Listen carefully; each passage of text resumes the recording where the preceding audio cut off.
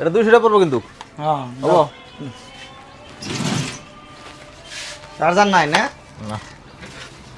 দেন মোবাইলটা দোস্ত ভাই। কি করবো মোবাইল দেবো? দাও। পয়সা মারবা? ওই যে স্ক্রিনার। लेकिन ये साला कर क्या रहा है यहाँ पे?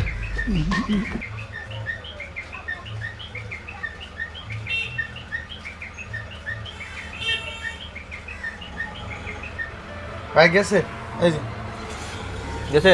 হ্যাঁ। 200, হ্যাঁ ঠিক আছে। ভাই আন্নের না মক্কেল বানিয়ে থেকে গেল আন্নের মোবাইল দিয়ে আন্নের এই পয়সা মেরে থেকে গেছে